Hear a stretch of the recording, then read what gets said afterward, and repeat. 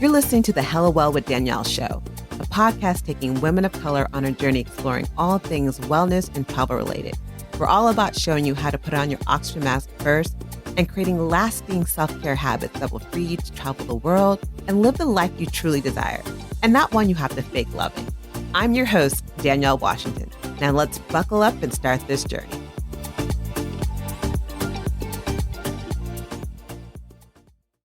Hello, and welcome to another episode of the Hella Well with Danielle podcast. I'm your host, Danielle Washington, and my birthday is over. It kind of sucks. I'm like, my birthday is over. And people are like, what did you do for your birthday? Did you go somewhere? Did you hang out? Did you have a party? I'm like, no, I took care of me. I focused in on self-care and I did what self-care means to me. And if you listened to last week's podcast, I was talking about the difference between self-care and self-love. This week, I want to talk about the difference between self-care and self-work, because I think that's the bigger confusion. And I'll be the first one to admit, I didn't have it planned out. I didn't even know there was a difference. And I always thought, I was like, I'm doing self-care. I'm listening to all these things online and I'm doing everything they're saying to do, but yet I still feel not rested. I still feel restless, not recharged, and exhausted and overwhelmed. And it just wasn't working for me. And then I had to finally kind of conclusion. I'm like, oh, wait, sis, you're not actually doing self-care. What you think is self-care is actually self-work. And so I wanted to follow up on this week's podcast and kind of break down the difference between self-work and self-care, because it makes a difference. And a lot of you probably are, once you listen to this, you're like, dang, I've been doing self-work all this time and not self-care, and wondering why I feel like a hot mess. And now you'll know. So there is a difference between self-care, self-love, and self-work. And all three are important, but knowing the difference will change how you show up. So I'll kind of refresh. If you haven't listened to last week's podcast, I encourage you to listen to that about, the difference between self-care and self-love. But just on a premise, self-care was really about maintaining and nourishing your mind, body, and soul. And it's the way I like to think about it, it's like I'm a new plant mom. Bought a plant, took my parents on a road trip to near Hearst Castle, Cambria, Morro Bay, and I bought this plant. It's this pinstriped calathea, crazy difficult to kind of take care of, but I loved it. I'm like, it's pink and green stripes. I'm like, who doesn't want a plant that's pink and green stripes? Clearly, I'm probably an AK. Yes, I am. Shout out to my AKs. But I bought this plant and I'm excited. But when you're a plant mom, you have to worry about, making sure the plant has enough sun, making sure the plant is fertilized right, making sure it has enough water, making sure that, you're wiping the leaves and all these other things. And that's part of the nourishment of the plant. And that's taking care of it, refueling the plant. And I think the same thing we need in our own lives is we often need to recharge. We need to refuel. We cannot continue, and I say this over and over again, we cannot continue as a culture, as a collective, to continuously try to pour from an empty cup. When that cup is empty, if you have a literal cup of water or your favorite alcohol, think of a glass of wine, which is what I kind of wish I had right now. But if I had a glass of my favorite wine, which is Lynn Colado in Paso Robles, shout out to them. But if I had a glass of my favorite wine and it was empty, I can't lick the glass enough to get enough nourishment from it. And that's the same with our energy. If we drive our energy and our mentality and just everything we're trying to do down to the level where you can't even lick it like it was a glass, why do we think that we can continue to pour and give at a level of 100 when we're really at a level point -12? And I just don't understand that. But as women of color, I think we've been trained that we can do it. We're super women. We can do it all. We can make water and wine appear and this magical energy appear because that's what we've been trained to do. And like, I know that people think that, our, mothers, grandmothers, and great grandmothers, we just had a different level of capacity. And I'm like, that's not the case. They didn't have a different level of capacity. And that's not that we're weaker because we can't do it all or we need to pause or we need to add in more self care. It's that they didn't have a choice. If you were a Black person or Black, we'll stick with women, if we were Black women in the middle of slavery, you didn't have a choice. Like, I think I need a self care day. I'm not going in the fields. I wish someone would have. I wish they would have tried it. And I'm sure some people did try it to some degree, but most people knew that wasn't an option. It wasn't an option to say I needed a self care day in the 50s and 60s during the civil rights era. It wasn't an option. The luxury we have and the difference we have from our ancestors is that we have more options. Now, are we taking the options? Are we really taking the opportunity to add self care, self work, and self love into our lives? Oftentimes, no. We're doing it half assed. We're not fully taking advantage of the opportunities that we have in our generation. And that's where I feel the difference. And so, because I had people tell me, like, oh, well, it was different back then. They could just take on more. And I'm like, no, they just didn't have a choice. And because when you don't have a choice, you probably really aren't complaining about it because, again, you don't have a choice. So, self care, again, is the maintenance. It's like a maintenance, it's the maintenance of your well being. The difference between self care and self work is the act of like becoming aware of your thoughts, your emotions, why you do the things you do so you can improve. And that's where I got self care and self work mixed up because I was spending a good portion of most of my 30s trying to do the self work and a good portion of my 40s too trying to do the self work. And like, even to the point where I'm like, I'm doing all this work, but I'm not seeing the difference. I'm like, yeah, I'm more aware of things. And the awareness, don't get me wrong, is hella good and it's important and it's needed. But the awareness without the action and the maintenance and the love kind of, it's like, great. I know a bunch of things from about, I don't know, baseball. Doesn't mean I'm going to go out and play. I know a bunch of things about, what it takes to be, because I watched Shark Tank to be a mm, entrepreneur that's making all these different deals and pitching all things, but doesn't mean I'm going to do those things. You can have the awareness, how you act on it and how you incorporate it into your life makes a difference. And so I talk about self care and self work. I think also where there's a lot of confusion is with self work. It's what people deem as self care that most people think, oh, it's that uncomfortable part. It's that it's the getting out of your comfort zone. It's that feeling that doesn't always feel good. And that's the self work. And it doesn't mean that it's bad for you.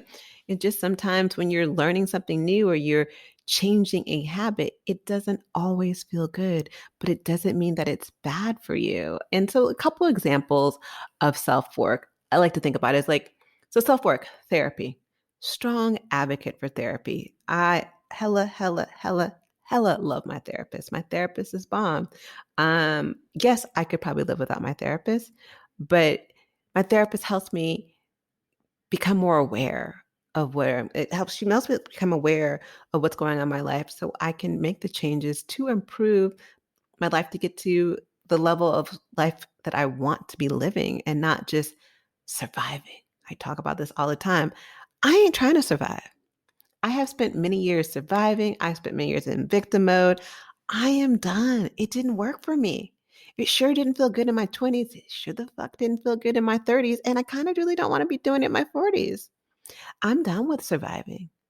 I'm done with feeling that I have to do things because this is what my grandmother did. This is what society says I need to do. This is what it says like I check the box that I'm a Black woman, so I guess I need to live this way because that's what, the government and Trump supporters and everyone else says that that's supposed to be my life.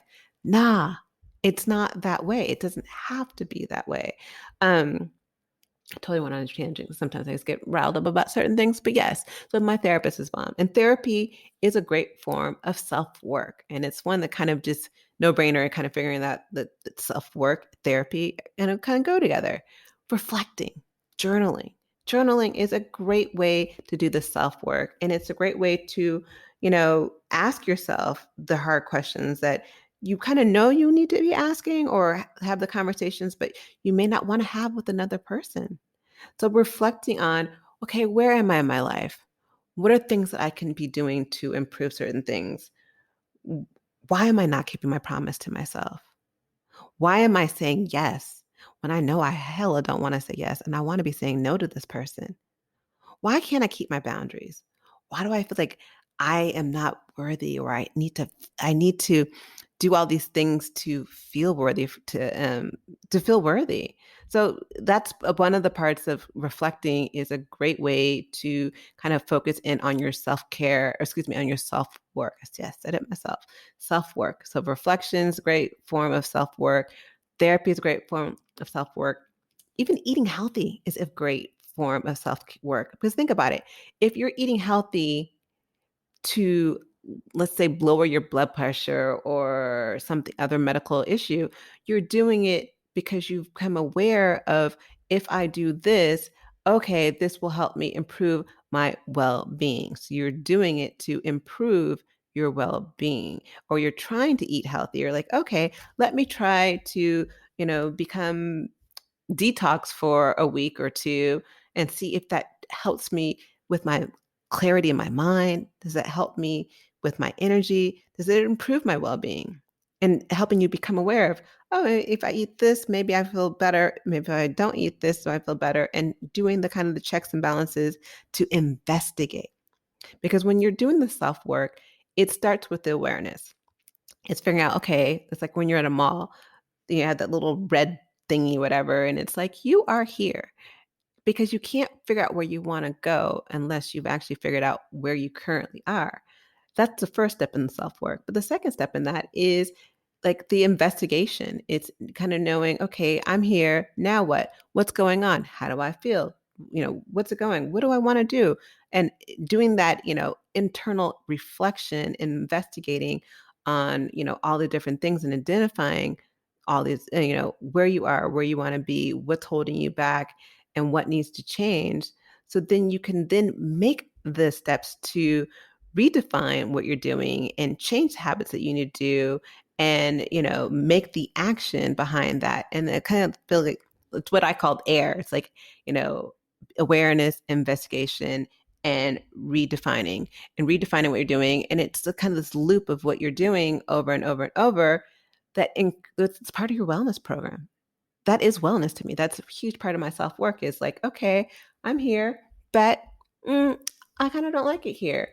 You know, it's not as warm as I thought it would be. And looking at my apartment, it's not as warm as I thought it would be. I wish I could see the moon. And low key, I really can't see the moon in my apartment. I really don't really like my upstairs neighbors who like to stomp as if they're in a stomping contest.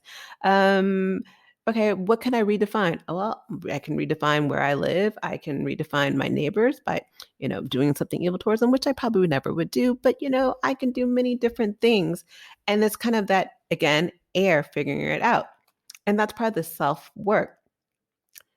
So in terms of self-work, I kind of went on another tangent. I sometimes do that. I don't know why. Reflection, therapy, eating. Basically, it's anything that it's an act of becoming aware of your thoughts and actions that could be focused in on your emotional, mental, or physical. And doing the self-work can help in so many different ways. Doing the self-work can help you have a deeper connection with yourself. Through my self-work and, understanding things, I like learning about my inner child and how I speak to myself, learning that, oh, I need to reparent myself, learning that, oh, these things are triggers for me. It has helped me, and it has helped me increase my level of self-love. It has helped me find self-love, and develop a deeper connection with myself. It is also motivates me to focus more on self-care. When I'm doing the self-work, it helps me get to a point where I'm like, okay, I'm doing this work, and it's making me realize that, oh, in doing this work or just in living in life, I need more pauses in my life. And it still gets confusing. Like when I look at things like, okay, is Asking for help, self-work or self-care or self-love? Well, yes, let's think about it this way. Asking for help is self-love because, oh my God, I'm loving on myself to know that I'm worthy enough to ask for help when I need it. It's asking for help is self-care. It's because it's recognizing that you need help to nourish yourself, is to maintain who you are and your well-being, that I can't do it all. So for me to do that, I need to ask for help so I can continue nourishing and maintaining my well-being. It's self-work. It's because you're becoming aware of the fact that you can't do it all. And it's things like that that kind of muddle the situation. And I get why self-care, self-love, and self-work are confusing, but I don't know. It's confusing, but there's also, I hoping through this podcast, you can clarify a little bit more. And so, like, more examples of what self work is like, I talked about its reflection, talked about therapy, but it's also about learning new things about yourself. It's that awareness of, okay, what brings me joy?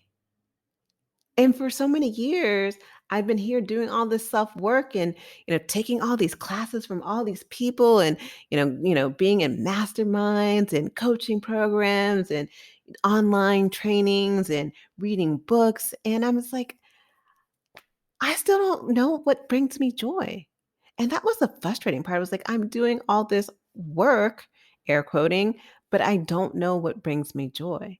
And I wasn't learning new things about myself because I was so busy focused in on, well, what was wrong with me to get to here in the first place? And again, I'm not saying it's bad to figure out what in the past has caused you to get to where you are currently that you may want to shift or adjust or increase. But when you're only focusing on that, sometimes you kind of forget to take care of yourself. But again, learning new things is another form of self-work. Questioning your beliefs, huge. Last couple of years, I've definitely been questioning like how I go about things and what I believe. And, I think my definition of success has definitely changed. My definition of what it means to be a Black woman in America has changed. My definition of failure has changed because I've questioned my beliefs. I've questioned the beliefs of what is beauty over the years. I've questioned the belief of what is what is good hair. As I look at my natural hair, and as I was told as a child, like, oh, if it's not straight, it's not pretty. Your hair is nappy, or if your hair is natural, your hair is looks like it's undone. And I've been able to question and change my beliefs that work best for me and where I am currently in my life. Uh, it's planning your future. It's dealing with struggles head on. Self-work is living intentionally, and it's keeping your stress levels in check. Granted, keep your stress levels in check can still be self-care, but it's also the awareness of it is the part that becomes self-work. So I know this may be confusing. So what is the difference, or how does self-care differ a little bit more from how does self-work differ from self-care? So I'm going to give you a couple examples to kind of hopefully help you figure this out. So think about it. I'm a Reiki master. Super excited. I actually just recently taught a Reiki class and it was amazing. It was one of those things where I'm like, oh my God, I taught a Reiki class. And I love being able to help other people help other people. So we're going to take energy healing. So we're going to give a Reiki example. So self-care. Someone gets a Reiki treatment to just relax, because Reiki is a Japanese form of stress reduction and relaxation, and it relaxes your body so much to the point to where it helps you and it starts promoting healing. So that's the self-care part of it. If you're getting Reiki, using Reiki just to just relax and just chill, that's self-care. Now, if you wanted to use Reiki for self-work or some energy healing, think about it this way. So you're using this energy healing and Reiki healing to intentionally move energy, because Reiki, what it does is it takes the energy that is stuck and stagnant in our body, and it releases it. It releases, helps you release emotions and traumas that we don't even know that we're holding on to. That's self-work. That's doing the work that sometimes is uncomfortable to get to a better place to improve your life. Take it another way, perfect, really clear example is I want to read a book.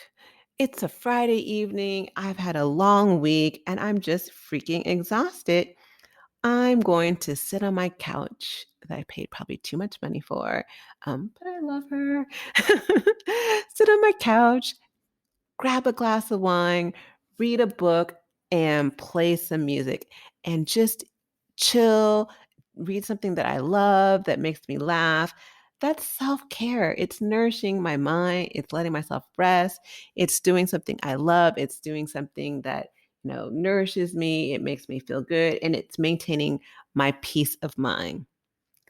The self work of that is I'm cuddled up with that same book on my same, probably overpriced couch, same glass of wine. But when I said what I'm doing with that same book is I have notepads. I have highlighters, I have little tabs, and I'm reading the book and outlining the book. And I'm taking in notes of where there's life lessons in the book, things that I can add into my life or incorporate in my life, or something that was like, oh, this would be good to check out and research more or learn more about. And it's using that book as a life lesson to grow, to level up. That's the self work. And I hope that makes a difference what the difference between self care and self work is. And the reality of it all, it does need to be a balance. I'm not saying, okay, so now that you know the difference between self care and self work, it needs to be a 50-50 balance. No, it's not. And let me be honest, it's probably never will be a 50-50 balance. Nothing in life is 50-50 balance. There is no work-life 50-50 balance. I don't know. I don't know anyone who has it. You may have a work-life balance of 20-70 or 20-80. I totally did the math wrong on that one, but 20-80. But there's no 50-50 split. It all depends on what's going on in your life. I mean, there may be at one point in time, but most of the time, it really depends on what's going on in your life. You use self care to recharge in between the self work. And you need the self care between the self work. The self work can be hard. The self work is when I tell people before I really started paying attention to the difference between self care and self work, was that I'm like, self work ain't always easy. Self work, no one said self work was going to be, rainbows and butterflies. And what they were really saying is the self work that you do to improve your life ain't always going to be rainbows and butterflies. The self care, like I can't, like the self care can be not, it can feel uncomfortable, like especially if you're trying to set boundaries and, if that feels uncomfortable to you to put yourself first. Yeah, that self care can feel uncomfortable. But most of the time when people say self-care is uncomfortable, they're really talking about the self-work. They're talking about the improvement. They're talking about breaking habits. They're talking about getting out of your comfort zone, putting you first, making yourself a priority. That's the self-work, and becoming aware and doing those actions are the things that people are saying that are uncomfortable. But I don't know. I also feel like self-care, if you're doing too much self-work, and that's where I found myself, it can become exhausting as not doing any self-care or self-work. I think we're in a time in our lives where there's so much about wellness, wellness, wellness, hashtag self-care, hashtag self-love, that we're so busy doing, and becoming more aware and doing all this work that we're becoming exhausted just doing the self-work. And we're burning out on self-work. I was 100% in 2020 burning out on self-work, because I wasn't going anywhere. I wasn't traveling. I was like, well, I have all this time to take all these classes and be in all these groups and all these. I was in a coaching program, and then I didn't like that coaching program. I joined another coaching program, and then I joined this other coaching program, and I joined this life situation, and joined a group of masterminds, and it was just exhausting. I was tired. And I didn't understand why I was tired, because I'm like, well, I'm doing all this self-care, and why am I so tired, and why am I feeling so burnt out? And then I realized that, wait a second, you're going from course to course to course to course to course and not taking the time to integrate, not taking the time for self-care in between, not taking time to maintain my well-being in between the hard work of the self-work, in between the self-work that was pushing me to more to self-love, which was making me wanna do more, but at the same time, sometimes you need to let yourself just integrate that stuff. And when I allowed myself the time to integrate all the things that I was learning and working on and improving, that's when the self-care came in more naturally. It became more automatic. That's when the self-love was flowing like a freaking river. But you gotta know what's right for you. What's right for me, the balance depended on the time frame of my life. It depended on me and just who I am. So what works for me may not work for you, but knowing that the difference between self-work, knowing the difference between self-work, self-care, and self-love allows you the choice to show up differently in your life, the choice to choose, "Oh, okay, I need to do a little bit more maintenance. Oh, maybe I need to do more, self-work, or, I just love me."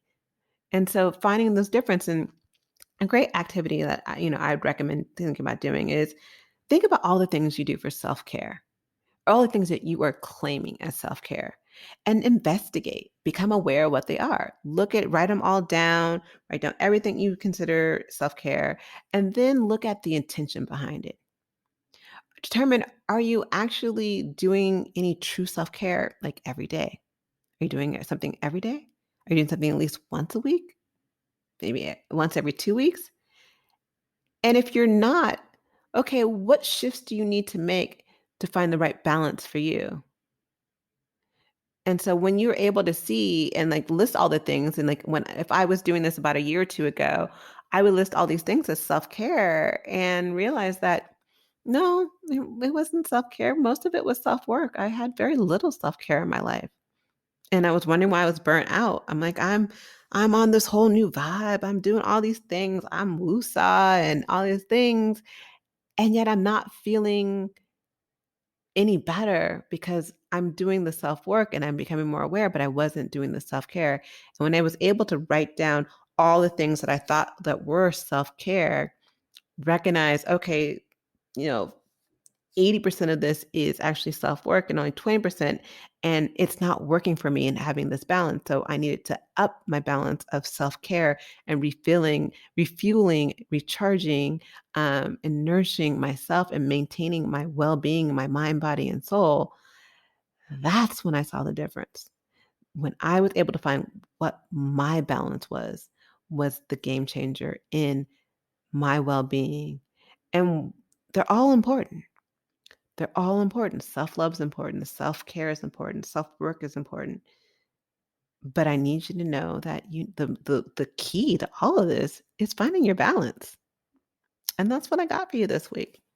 I hope this helps you, because I want to see you guys grow. Like, this year is almost over. As I get to another year in life, and I feel like I'm getting philosophical, as I've grown another year in life, I discovered in the last year, when I was able to discover the difference between self-care and self-work, and I discovered self-love. I won't lie.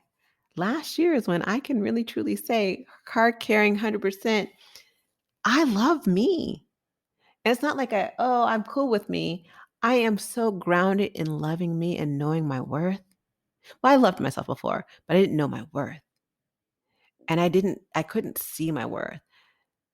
And that's because I was able to find the right balance for me between self-care and self-love. I have been able to increase my self-care to where I feel better. I wake up most days and I'm grateful. I'm happy. Things can go wrong in my life and I'm still rocking. Things are still good.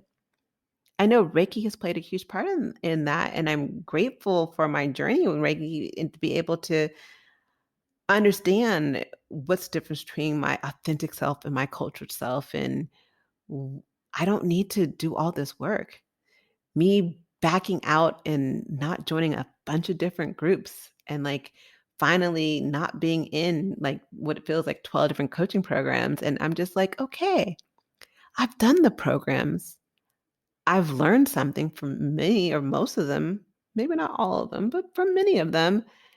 Now let's integrate what I've learned and let's use the tools versus checking off the box and going to the next one. And so I'm grateful for the lessons. I'm grateful for last year. I'm grateful for where I am and I'm grateful for where I'm going. And I just think things are getting better and better and better because I found my balance. And on that note, I will talk to you guys later. Ciao. Have a good one.